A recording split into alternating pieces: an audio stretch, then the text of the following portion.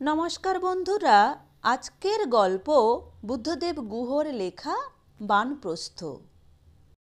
লাইমুকরা থেকে বাসে চেপে এসে বসন্তবাবু পুলিশ বাজার আর জিএস রোডের মোড়ে নামলেন। জিএস রোডের বড় দোকান থেকে উল কিনে নিয়ে যাবেন। শ্রীমতী উলের লাঠি দিয়ে দিয়েছেন, রঙে রঙে মিলিয়ে আনতে হবে। জামাইয়ের জন্য সোয়েটার বুনবেন।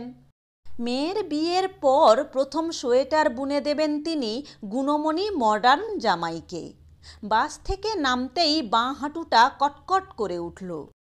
বাসটা চলে যেতেই শিলং ক্লাবের পেছনে ওয়ার লেকের আশেপাশের পাইন গাছগুলোর মধ্যে একটা বেহিসাবি উদাত্ত হলুদ চাঁদকে উদ্ভাসিত দেখতে পেলেন। বসন্তবাবু বললেন মনে মনে, আদিক্ষেতা। পূর্ণিমা অমাবস্যার জোয়ে বাতের ব্যথাটা বড় বাড়ে। পূর্ণিমার চাঁদকে চাপকাতে পারলে খুশি হতেন বসন্তবাবু। সিনেমা হলটার পাশ দিয়ে হেঁটে যেতে যেতে বসন্তবাবু মনে করার চেষ্টা করতে লাগলেন শ্রীমতী তাঁকে কখনো কোনো সোয়েটার বুনে দিয়েছিলেন কিনা। 23 বছর বিয়ে হয়েছে। 23 বছরের স্মৃতিকে দুহাত দিয়ে হাতড়ালেন, থাবড়ালেন। তারপর মনে পড়ল দিয়েছিলেন একবার, প্রথম এবং শেষ, কালো উলের। শ্রীমতীর বাপের বাড়ির লোকেদের মাপ প্রমাণ ছিল বলে কয়েক ঘর বেশি নিয়ে বুনেছিলেন সোয়েটারটা শ্রীমতী। ফলে দুবলা পাতলা বসন্তবাবুর সেটা ভোগে বিশেষ লাগেনি।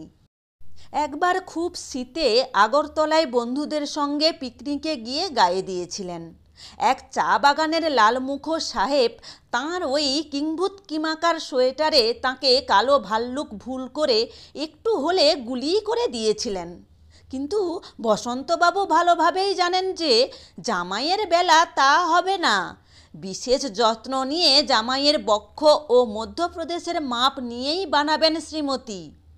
আজকাল অল্প বয়সী মেয়েদের বয়ফ্রেন্ড আর বর্ষীয়সী মহিলাদের জামাইয়ের সমান স্ট্যাটাস। ইডিপাস কমপ্লেক্স এবং ইলেকট্রা কমপ্লেক্স ইত্যাদির কথা তাঁর জানা আছে, কিন্তু বসন্তবাবুর দৃঢ় বিশ্বাস যে শাশুড়ি আর জামাইয়ের মধ্যেও এরকম কোনো গূঢ় গোপন হাস ব্যাপার থাকে। ফলে জামাই সম্বন্ধে এই রসাধিক্য, ঔৎসুক্য এবং স্নেহ ভালোবাসার যাবতীয় আধিক্য বসন্তবাবুর ভালো লাগে না। শ্রীমতীর বয়স যেন দিন দিন কমছে। পুলিশ বাজার আর জিএস রোডের মোড়ে তাঁর সুপুত্তরের মতো বহু ভ্যাগাবন্ড বাপের হোটেলে খাওয়া ছেলে ছোকরারা ভিড় করে থাকে সন্ধ্যের সময়ে। মেয়ে দেখে, সিগারেট ফুঁকে লম্বা লম্বা টানে। মায়াগুলানো তেমনি, লাজ নাহি, লজ্জা নাহি, সহবত নাহি। কেমন কইরা হাঁটে, কেমন কইরা কথা কয়, ঠারে ঠারে চায়, চাহন যায় না।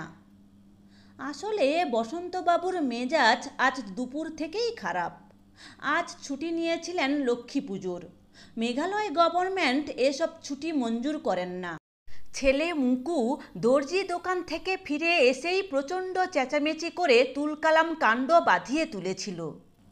শীতের মুখে মুখেই বসন্তবাবুর one of the best woollen coat ছেলেকে দিয়ে বলেছিলেন অল্টার করে নিতে। ছেলে দর্জি দোকান থেকে ফিরে এসে বলল, তোমার এই কোট অল্টার করে পরার চেয়ে স্টাফ টমেটো খাওয়া অনেক সুখের কথা।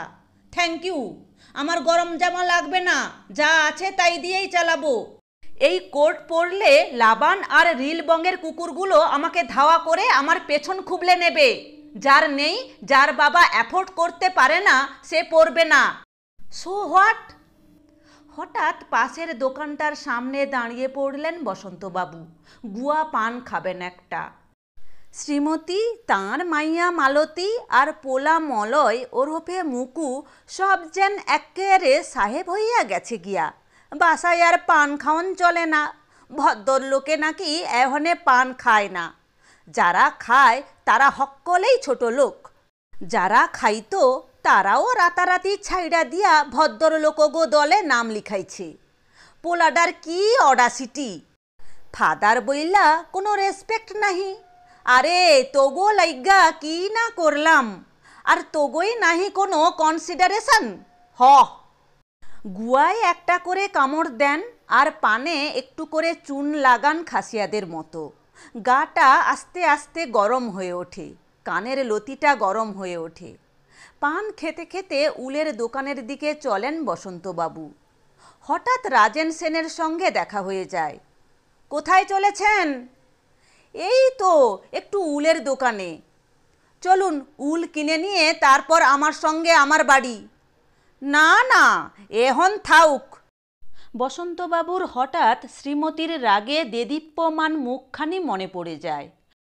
তাঁর ফতোয়া সন্ধ্যা ৮টার মধ্যে ডিনার খেতে হবে।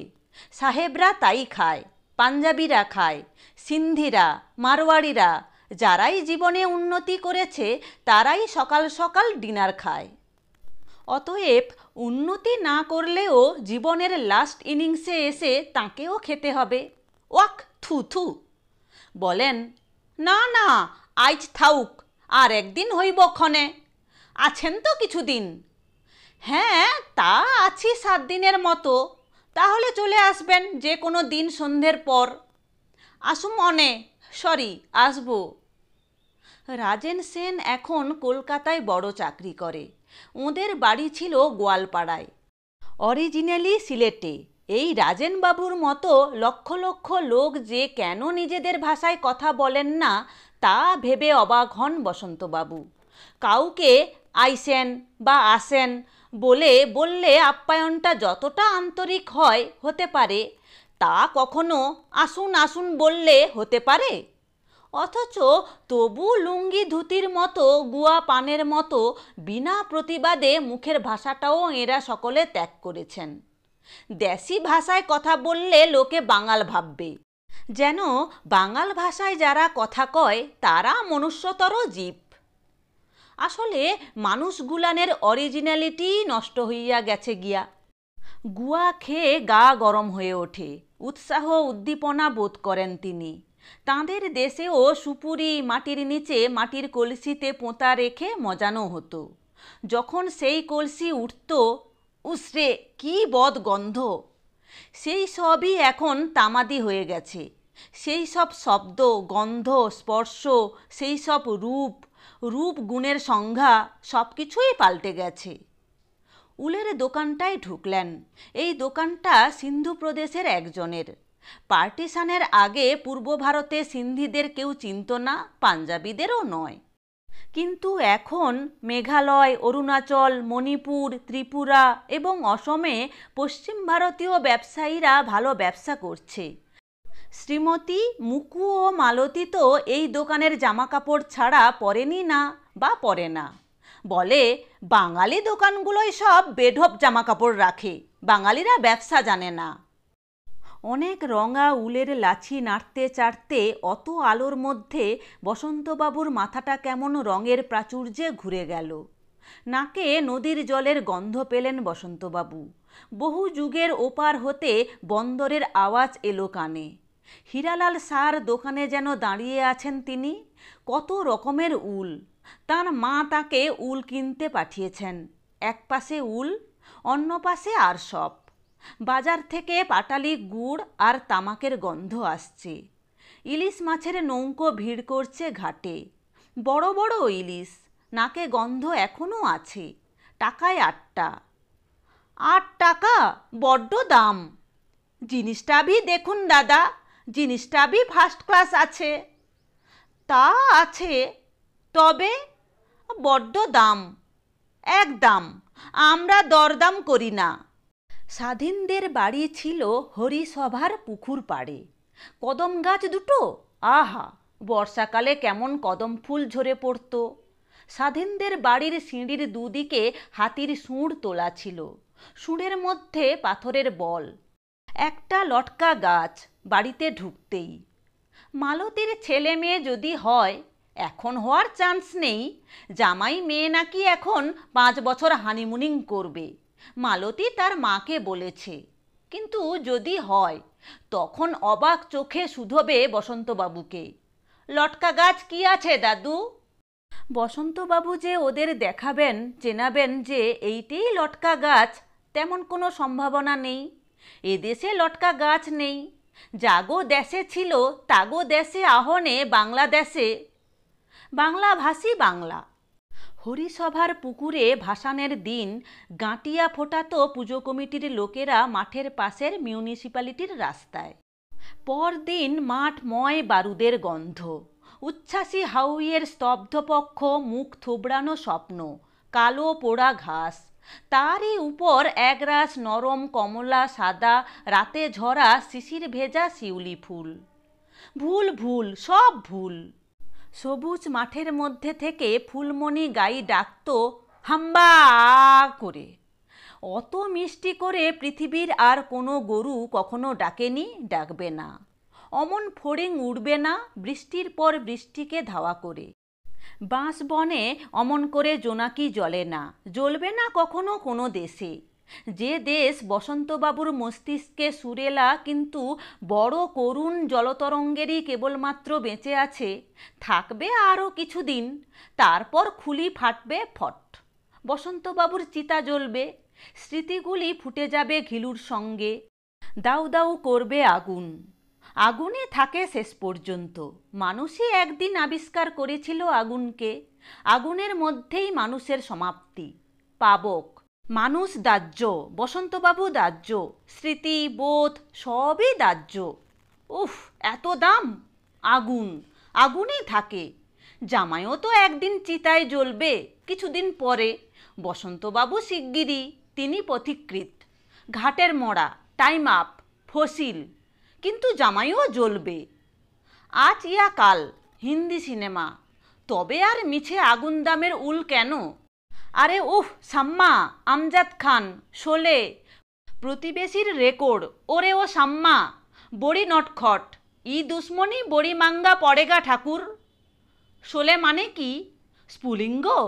মুকু বলেছিল আগুন। আপনার দেশ কোথায়? বসন্তবাবু শুধলেন দোকানদারকে। ইহা? না না, অরিজিনাল দেশ। ও, আমরা রিফিউজি, সিন্ধের লোক, উদ্বাস্তু। জিন্না আমাদের ছিলেন, নেতাজি আমাদের। বসন্তবাবু পানের ঢোক গিলে বললেন, নেতাজি কে? গান্ধী আর জিন্না আর নেহেরু, পার্টিসান, পার্টিসান জিন্না আর নেহেরু। গোবর খড়ের গন্ধ, গোয়াল ঘরে সাপ আর ফুলমণি গরু। বসন্তবাবু বললেন, ও, তাহলে আপনারাও উদ্বাস্তু? দেন দেন, উল দেন। উলগুলান ভালোই, কি কন? দোকানি হাসলেন একগাল, বললেন, ভালোই। উল কিনে বসন্তবাবু ভাবলেন একটু কিছু খাবেন কোনো রেস্তোরাঁতে। ডায়াবেটিস বলে খাওয়া দাওয়ার বড় কষ্ট। শ্রীমতী কিছুমাত্র খেতে দেন না, লাভ কি? বসন্তবাবু জীবদ্দশাতেই যা দিয়েছেন, গত হলেও তাই দেবেন। পলিসিগুলোর প্রিমিয়াম ঠিক ঠিক দিয়ে এসেছেন গত 25 বছর। প্রভিডেন্ট ফান্ড, গ্র্যাচুইটির টাকাও শ্রীমতীর ইচ্ছা অনুযায়ী খরচ হবে, না বেশি না কম। তবে এত খাতির কেন? বাঁচিয়ে রাখার চেষ্টা কেন? আগুন ছাড়া আর কোনো প্রকৃত বন্ধু তাঁর নেই। উল কেনা হলো, কিনতে হলো শ্রীমতীর আদেশ। এবার একটু কিছু খেলে হয়। রসমালাই হোক। এই পাহাড়ি গরুগুলোর দুধে গাধার দুধের গন্ধ। দেশের গরুর বাঁটের রং ছিল শিউলি ফুলের বোটার মতো। পাথরের বাটিতে জমানো লাল সরের পায়েস। রসমালাই এখানের হোক, আর কি করণীয় আছে? সিঁড়ি দিয়ে উঠলেন রেস্তোরাঁতে, বললেন, 1 প্লেট রসমালাই নিয়ে আসছো, আর বেশি চিনি দিয়া চা। এখানে চাইনিজ পাওয়া যায়। কি যে খায় ছ্যামড়াগুলান! খাওয়া দাওয়া সব পাল্টে গেল, জামা কাপড়, নৈতিকতা, শুভ অশুভ বোধের মতো। পাট শাক আর কাঁঠালের বিচির তরকারি, আহা, লোতো লোতো, জিভ দিয়া জল আসে। থানকুনি পাতা, পেঁপে, কাঁচকলার শুক্তানি, ভেটকি মাছের কাঁটা চচ্চড়ি, মৌরালা মাছ ভাজা, কুট্টুর পুট্টুর, ভাপা ইলিশ, কাঁচা লঙ্কা কালো জিরা দিয়া তেলকই, আহা, চিতল মাছের পেটি, ধনে পাতা আর কাঁচা লঙ্কা দিয়া আর গাদার মুঠা মুটমুট জ্যান মাংস, কচি পাঁঠার ঝোল, সরপুটি, সর্ষে বাটা দিয়া। না, মুখটা জলে ভরে এলো বসন্তবাবুর। আজকাল বাড়িতে চাউমিন, চপসুই, পর্ক চপ, হ্যাম, বেকন এইসবেরই চলন। ব্যাং শুয়ার না খাইলে আজকাল আর মডার্ন হউন যায় না। আর নিজে যখন প্রথম প্রথম কাউঠার মাংস আনতেন হাতে কইরা, কি চিৎকার আর চেঁচামেচি।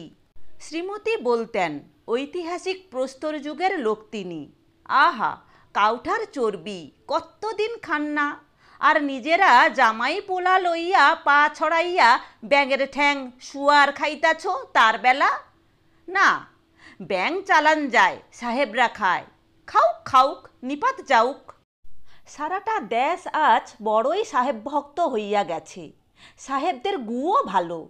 তাইলে আর চরকা কাইটা জেলে গিয়া সত্যাগ্রহ কইরা পড়াশোনায় ইস্তফা দিয়া ত্যাগ তাড়াইল কেন? সত্যই সেলুকস, কি বিচিত্র এই দেশ।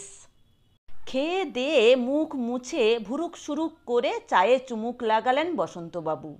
বাড়িতে জিভ পুড়াইয়া নিঃশব্দে চিনি ছাড়া স্যাকারিন গোলা চা গিল্লা খাইতে হয়। শব্দকরণ অসভ্যতা। সাহেবরা শব্দ কইরা খায় না, বুঝলানি? বাইরে এসে ভাবলেন একটুখানি হেঁটে যান। এক পক্কর চা খাইয়া এক চক্কর হন্টন মারেন। লেকের চাউর পাশের রাস্তা ধইরা গভর্নর বাসার আশপাশ রাস্তাটা নির্জন। সন্ধ্যের পর ফুটবল খেলে যখন বাঁশবনের রাস্তা দিয়ে গ্রামের বাড়িতে ফিরতেন তখনকার কথা মনে পড়ে। এদিকটায় বড় বড় গাছ, ভারী ভারী ছায়াগুলান হুমড়ি খাইয়া পড়ছে। আলো ত্যাগও সরাইতে পারে না, বড় ভালো লাগে। শঙ্কামারির শ্মশানের রাস্তায় হরিধ্বনি তুইল্লা সব লইয়া যাইত কারা যেন। বল হরি হরি বল। মুসলমান ছাওয়ালগুলান রংপুর শহরে দুধ বিক্রি কইরা শূন্য মাটির কলস বাজাইয়া কি মিষ্টি সুরের গান গাইতে গাইতে খোঁয়াড়ের পথ ধইরা তাগো বাসার পথে ফিরত। আহ, কি নির্জন পথ, ঠান্ডা, বড় আরাম। সংসার নাহি, অফিস নাহি, ছাওয়াল মাইয়া জামাই কেউই নাহি। বসন্তবাবুর বড্ড ঘুম পেয়ে যায়। চিরদিনের মতো ঘুমোতে ইচ্ছে করে এই শান্তির মধ্যে।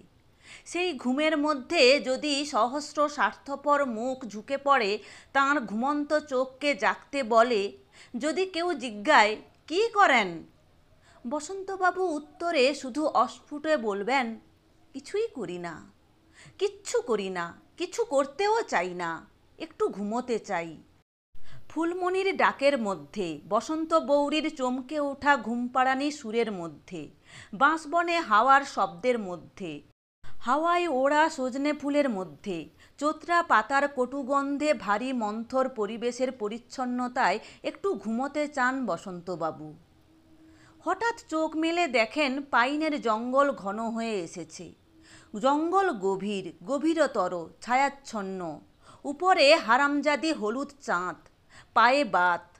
বসন্তবাবু জঙ্গলের দিকে দৌড়ে যেতে চান, পালিয়ে যেতে চান, হারিয়ে যেতে চান সংসার থেকে, জরাজীর্ণ ভবিষ্যৎহীন গার্হস্থ্যের এই নাক্কারজনক নোংরামি ও হল্লাগুল্লা থেকে। বসন্তবাবু খোঁড়াতে খোঁড়াতে জঙ্গলের দিকে এগোন।